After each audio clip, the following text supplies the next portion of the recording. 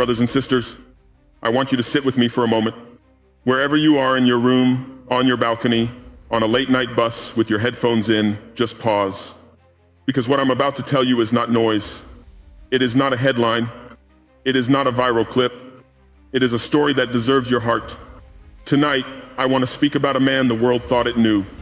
A man whose smile traveled across continents, whose tears softened the hardest souls, whose voice, gentle, steady, became a refuge for millions. Judge Frank Caprio. He has left this world, but something happened before he died. Something almost no one knows. Something I believe the world deserves to hear.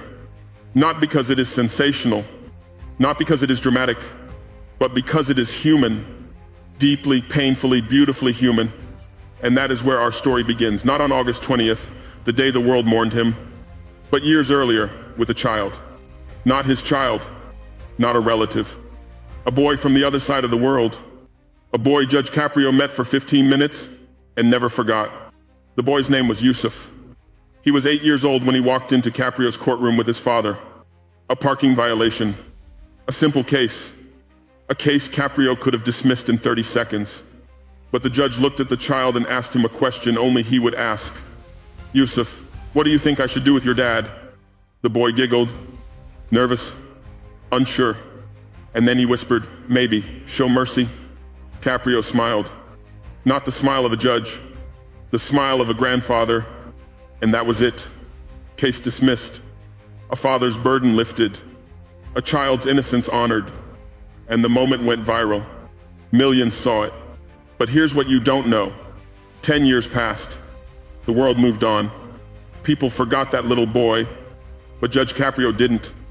He remembered the softness in Yusuf's voice. He remembered the innocence in his eyes. He remembered the way that one small moment reminded him why he did what he did. Because for Caprio, it was never about parking tickets. It was about people. It was always about people. And then, something happened. 2 weeks before his death, Judge Caprio received a letter, handwritten, carefully folded, sent from thousands of miles away. It was from Yusuf, now 18, no longer a child. A young man shaped by a world far harsher than the one he knew in Caprio's courtroom. And what he wrote is the reason I'm speaking to you tonight. The letter said, Judge Caprio, you won't remember me, but I remember you. I was the child you asked for judgment. I was the boy who told you to show mercy. You changed my life. Not because you forgave a fine, but because you showed me what justice looks like when it comes from the heart. You inspired me to study law. You inspired me to stand with the weak. You inspired me to become the kind of man you were. And I want you to know something. Your kindness did not end in that courtroom. It traveled with me. It shaped me. It became my compass. You did not change just one case. You changed a life. Judge Caprio read that letter, and for the first time in a very long time, he cried. Not courtroom tears, those soft, momentary drops, but deep tears. Tears of a man who realized something profound. That legacy is not built from titles or achievements, but from small acts of goodness that live inside someone else long after you're gone. 2 days later, Yusuf appeared on his video call. The judge had asked to see him, and what happened in that call was his final gift to the world. Caprio looked frail, weak, tired in a way that spoke of more than age. But his eyes still carried that warmth the world fell in love with. He said, my son, do you know why I asked you to join me? No, Judge, Yusuf replied softly. Caprio took a breath, a slow one, the kind a man takes when time itself is slipping. Because I want you to know that you gave me something too. That small moment in my courtroom, it stayed with me all these years. You reminded me that justice without mercy is empty. That power means nothing if it cannot kneel for the vulnerable. You made me better. Yusuf wiped his eyes. The judge continued, and I need you to promise me something. Anything, the young man said. Promise me that wherever life takes you in law, in leadership, in your home, in your community, you will choose kindness, choose mercy, choose compassion, even when the world tells you not to, even when it costs you, even when you stand alone. Yusuf nodded, tears falling freely. And then Caprio said something the world never heard. My time is ending, son, but yours is just beginning. Carry the light, carry the mercy, Carry the humanity. Let my story live in your actions.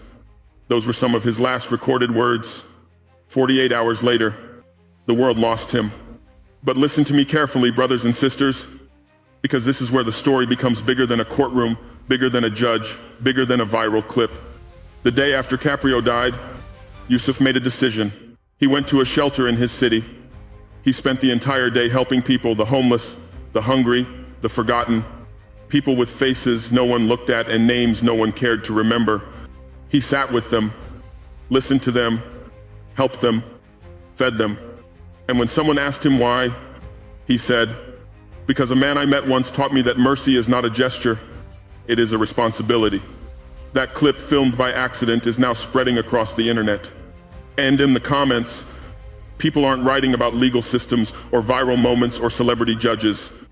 They are writing something else. His legacy continues. Caprio isn't gone. His goodness lives in others. This is how giants live forever. And now, brothers and sisters, I want to tell you why this story matters. It matters because we live in a world obsessed with power, with status, with influence. But the truth is, the greatest power is kindness. The strongest influence is compassion. The purest legacy is mercy. Judge Caprio didn't build monuments. He didn't lead armies. He didn't rewrite constitutions. He touched hearts. He lifted burdens. He gave dignity to people who had none left. He treated strangers like family. He made the invisible feel seen. And that is why the world is crying for him today. Not because he was a judge, but because he was human in a way humanity has almost forgotten. And if his story teaches us anything at all, it is this: kindness travels farther than you think. Compassion lasts longer than you imagine. Mercy outlives the one who shows it. Because somewhere, in some city, a young man named Yusuf is carrying the light forward. A light he received from an 7-year-old judge who spent his life making sure that even the smallest souls walked away with a little less weight on their shoulders. And now, that light is yours too. The question is, what will you do with it? Will you forget it the moment this video ends? Will you return to the noise, the speed, the indifference of life? Or will you choose even once to show mercy where it is not expected? To show compassion where it is not deserved? To show humanity where the world has abandoned it? If you truly want to honor Judge Caprio, don't quote him. Don't repost his clips. Don't romanticize his courtroom. Live what he lived. Because legacy, real legacy, is not a memory. It is a responsibility. And now, brothers and sisters, it belongs to you. May Judge Frank Caprio rest in peace. May his legacy live through every act of kindness that follows his name. And may God have mercy on him as he had mercy on others.